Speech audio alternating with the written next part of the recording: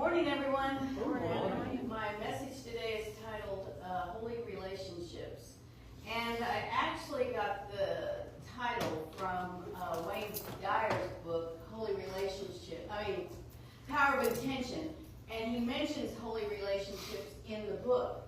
And he defines every relationship as a holy relationship, and that really sang to my soul. The idea that if we start looking at each other as, and everything actually, as something that could be a holy relationship, then we are looking at it, like what I like to say, through the eyes of God. We're seeing it in a different perspective, a different light. And it's important for us to think about that. And today we're going to talk about that concept. But before we talk about holy relationships, I want to talk about how we got to the point of not seeing holy relationships. Because how many people this last week have gotten irritated with somebody at some point or another?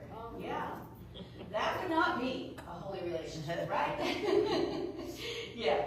And although we have created this human condition, we also know that we end up going down this road of causing a lot of damage. Because believe it or not, even that one irritation that you had this week caused a ripple effect out into the universe, out into the consciousness of all of us. If one person gets irritated, it's going to affect everybody. And I've got some statistics on that coming up.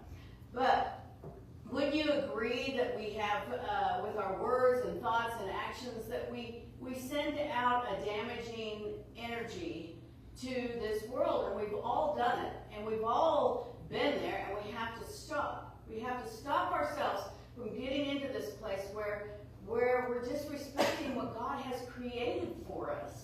I mean, if we start looking at everything like a holy relationship, then when we get irritated or we get disgusted with something or some condition on the human level, then what are we doing? We're doing that to God. We're doing it to God. And we have to think about that and put it in the forefronts of our minds so we don't end up in that. And this physical world we live in, we call it heaven on earth. And if we call it heaven on earth, then we have to respect it like heaven on earth. And we have to respect everything in it and everyone in it, whether we agree with somebody or not. However, at some point, we have all trashed its very existence by our thoughts, words, and actions. Now, that sounds harsh, and I'm not trying to put blame or shame or guilt on anybody. I don't want to do that. But it's like a wake-up call to let you know that we have to start thinking about all this. That moment that we start to get irritated, we need to take a breath and go, wait a minute, that's not where I want to be today. That's not how I want to express. That is not who I am as a spiritual child of God. And we have to move beyond that. And do we want to continue down this same path? No. I hope not. I hope nobody wants to. I hope everybody wants to improve their life and improve the world in which you live in, because that's what it's going to take. And you might be asking, well, how can I do this? How's that going to show up? But let's look at a few of the bumps in the road along the way. One of them is this. If you know me, I've always said no is an okay answer, right? Right. Yeah. Meaning, if I ask you to do something and you don't want to do it or you can't do it, it's okay to say no, right? Right. Yes, everybody say no. No. Yeah, that's right. Also, no is a one-word answer, meaning you don't have to give an answer why or why not, or a 30-page dissertation justifying the answer. No, you don't have to do that, right? Right. It's okay to say no. And we're going to practice. Let's say it together. It's okay to say no. Yeah. And if someone says no, we don't have the right to even ask them any questions about it. We have to leave it right there out of respect for another person. Because the minute we start asking questions, then we're taking it on as a personal no. Like, oh, they're saying no to me. Why are they saying no to me? This is not where we want to go, right? Right. We're already in that place of going out of the circle of holy relationships when we start doing that. And it's none of our business anyway why they say no. No is a one-word answer. No is okay. And we shouldn't expect an explanation. Can you do that? That's hard to do, isn't it? Yes. Because when somebody says they don't want to do something, or they can't do something that you want them to do, you don't really like that so much. What's the age there that all ages. See, we got to learn when we're young, or else it's just going to continue to be escalated more and more as we get older. And the older we get, the more we get our feelings hurt if somebody says no, which is not a holy relationship. We're just pushing that person away and discounting and disrespecting them. And that's where we have to take that breath. And if we teach them when they're young that it's okay to say no, but not defiantly, I know what you're getting at, but at the same time, if they really don't want to do something, then we need to figure out a way to rephrase it or change that direction to where they're more willing to be in cooperation with us as the adult in the situation. Is it always easy? No. Hey, I got 2 of them in there. You know, like 9 and 10 years old. Are you kidding me? And they're starting to remind me that they're almost preteen. I'm like, let's not go there yet. But, you know, it's hard.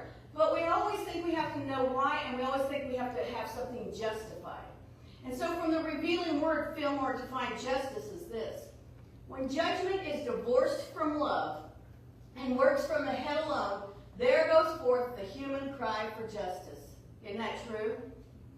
Head alone, divorced, no love is disaster. Right? Right. And maybe we don't really think about like divorce in a marriage or whatever. But when we've divorced ourselves from being, not being an expression of holy relationships, then that's where the no love comes in. That's where we're working from our head instead of from our heart. We are no longer coming from that spiritual beingness that we are. And this is disconnecting us totally from source, from God. And he continues with this: in his mere human judgment, man, humankind, all of us, is hard and heartless. He deals out punishment without consideration of motive or cause, and justice goes awry. No one wants to be punished. No one wants to be judged, do you? Nope. And no one wants to face someone who is heartless. But we can do it. We can face somebody that we might label heartless by one little switch in our minds. That's saying that they're not heartless. We have to switch that idea that they're heartless, or that they're judging us, or that we're being judged. Because it's in our own mind that we've disconnected from the true essence of who we are. We're disconnected from God, from love, and we're seeing it all as trying to justify it, or looking at it like it's a judgment call or something. So, when justice and love meet at the heart center, there are balance, poise, and right thinking. Okay, there we go. We click off that small end mind. We come forth with the love that is in our hearts, that is the very existence of God, and we find that perfect balance. And we no longer see ourselves being judged or being, ridiculed or having to dig that in that place. And the perfect place to start is in our thinking. We have to change our thoughts first, right? We know this. Because if we want to speak different, act different, we have to change our thoughts. And we do that with the right thinking. And we do that by centering in on the love that God has given us.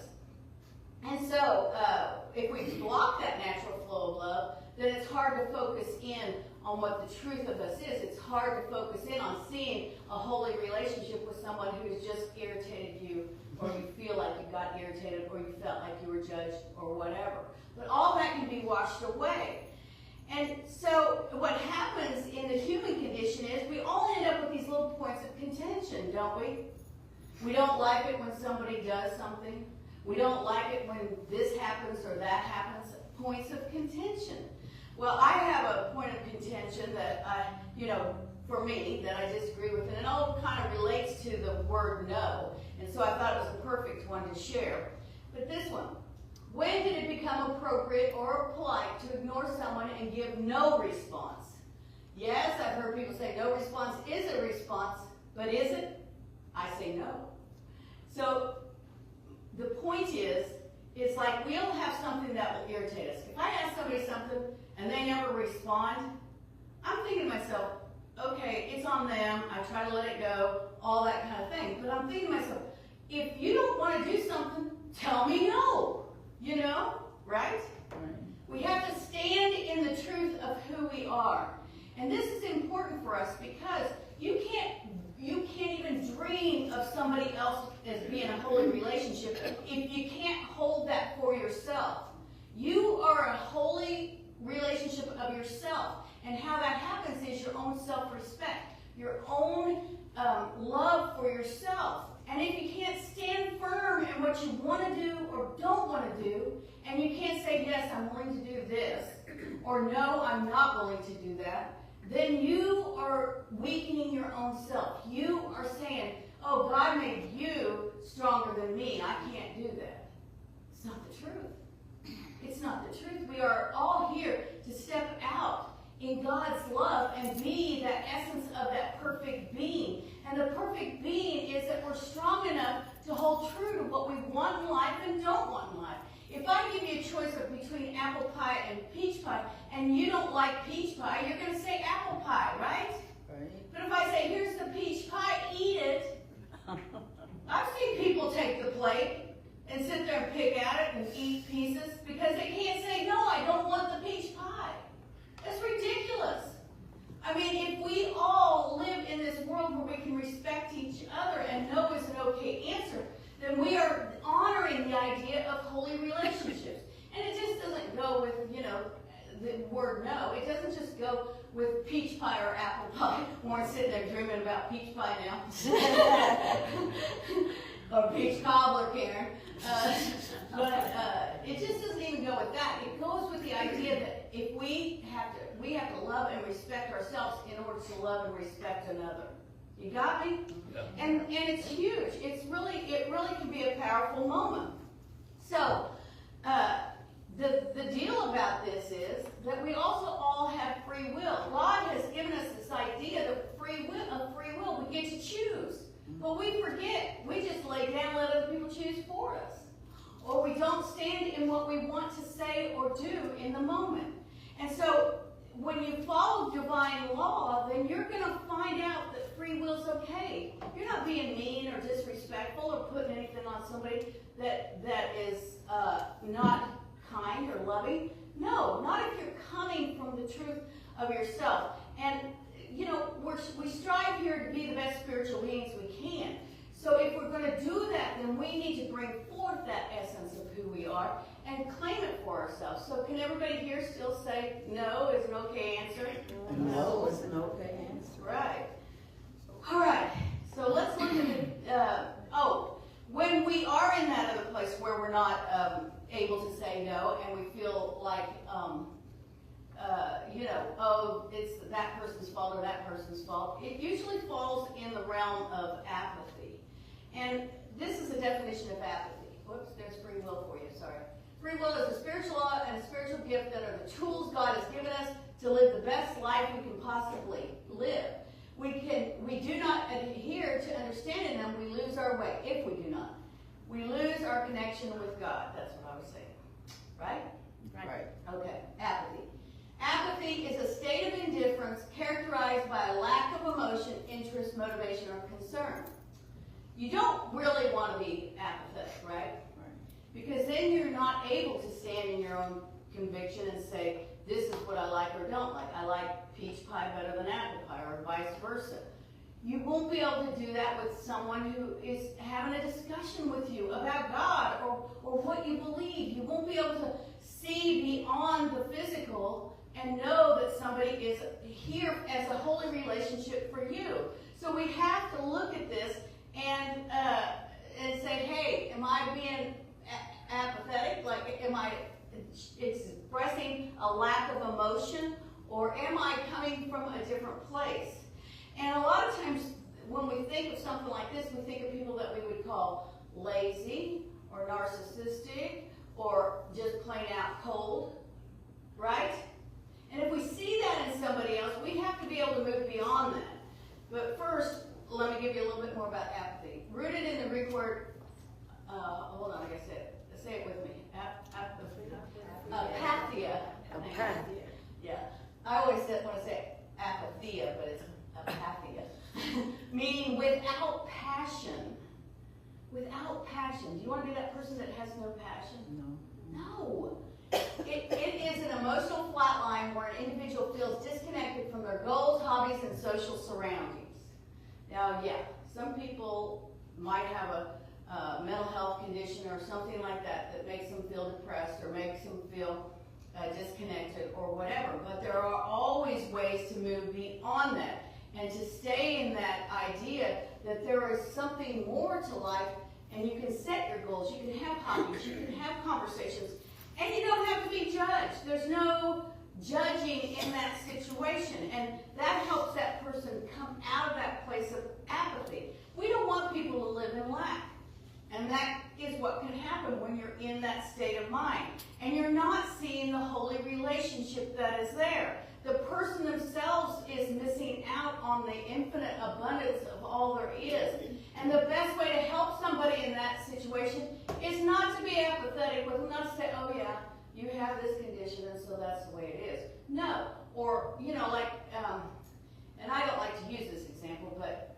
sometimes I think of kids that claim themselves to be emu or whatever. That emotional down and depressed stuff. I mean, I know Megan's probably looking at it because I know, her age group, because our siblings, kids, our older kids, they went through, oldest one went through that. She's about your same age, so that's what I was thinking about her. But she, she would want to be all down and depressed, and it was like, that's not who you are. You've been raised in unity. You're alive, alert, awake, enthusiastic. And she would have her moments where it was like, I want to wear everything black. I want to be blah, blah, blah. And it's like, okay, whatever. The bad thing was that then you become, at that point, you start being sympathetic.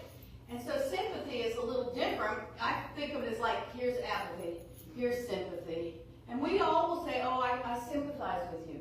Or, you see it all the time when somebody has someone that has made their transition, they'll say, oh, I sympathize with what you're going through. But sympathy is the feeling of sincere concern, pity, or sorrow for someone experiencing pain or misfortune. Everybody agree with that? Yeah. It is the other-oriented emotion where you acknowledge another person's suffering from a caring external viewpoint, often expressed through gestures like sending a card or offering kind words. And I say other-oriented because that means you're still seeing them as different than you. You see what I'm saying? You're not seeing them in the realm of being a holy relationship. You're seeing them as something else. And social media really has helped with the idea of sympathy because, how many times do we start looking at our posts and we put like the hug sign, or we put the praying hands, or we put, some kind of emoji that we're relating to what they're feeling or doing. Or I see people go back to the 30-page dissertation on how they've been through that, and this is the way it is. Huh? Yeah, and it's like this big old long thing. And the bad thing about that is you're still not in that frame of mind of seeing a holy relationship. You're still in the mind of the judgment that comes along the way. And have I been there? Yes. Yes, I have. And at the same time, we want to get beyond that. And I think of it not really being a real connection. And yet, that's what we've gotten to with social media. And we think that, like responding with praying hands, that we're actually connecting to whoever it is we're sending it to. But in reality, we haven't gone beyond that surface. We haven't gone beyond that apathy or the sympathy. We have to move into something more than that. And the something more is empathy. That's what we need to see holy relationships. The ability to recognize, understand, and share the feelings and perspectives of another person. Can you do that? Yes. Because it's important. Empathy goes beyond just acknowledging someone's situation from the sidelines, allowing you to emotionally resonate with them and see the world through their eyes. And what does that look like? Our prayer chaplains are here to pray with you. They've been trained to pray with you. In Unity, we pray with people all the time. Silent Unity prays with people 24 hours a day, 7 days a week. And we pray a certain way. We don't pray focusing on what the condition is. We focus on the divine idea behind the condition. If you start saying all these health challenges, guess what? That's not what I'm going to focus on in my mind. I'm crossing them out.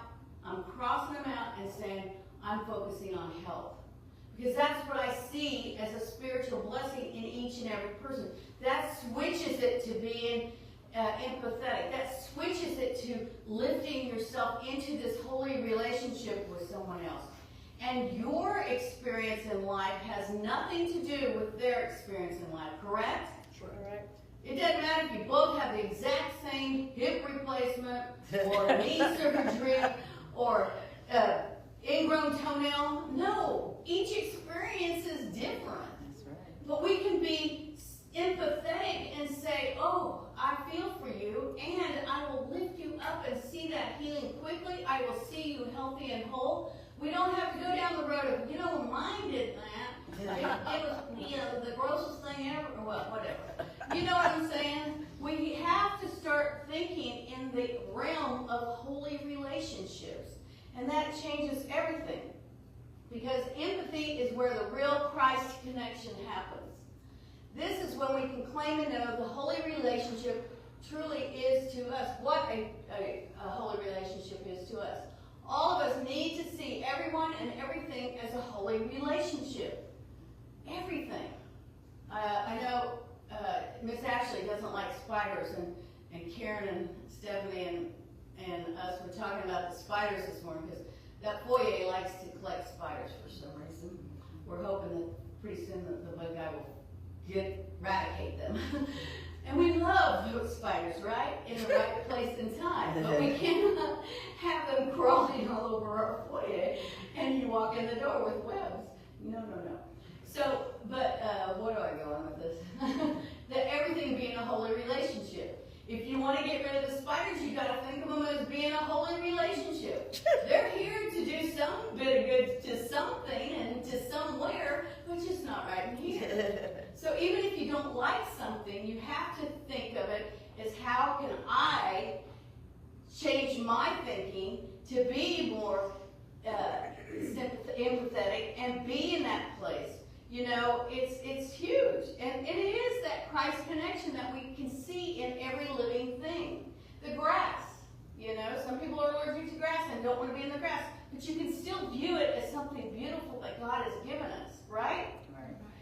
And Unity's fifth principle is all about making a difference, putting into action what we know and what we have and making a difference. And we have to do that by shifting our energy.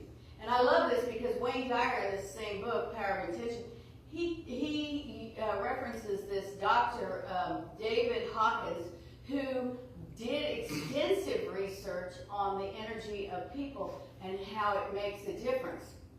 And here's what he proved. One person who vibrates to the energy of holy relationships, one person, meaning being non-judgmental of others, will counterbalance the negative energy of 90,000 people. Now, he proved this. And these are statistics that he's got his own book written on it and everything. But can we do this? Can we live every day in a non-judgmental way? Can we claim holy relationships with everybody?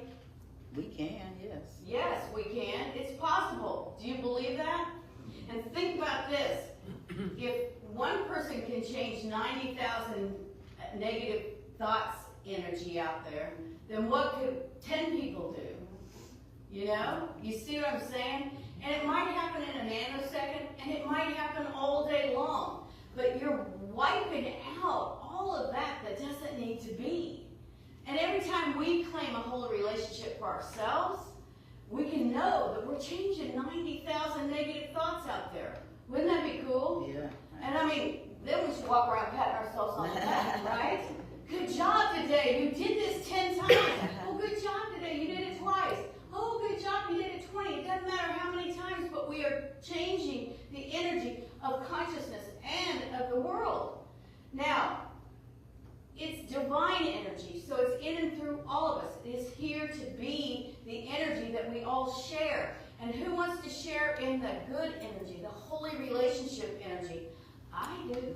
don't you? Yeah. Yeah. And that's why it's important for us to claim holy relationship in everything we do. And if we start to slip, just take a breath and just say to yourself, holy relationship. Can you do that? Whenever we have a judgmental or negative thought about someone or something,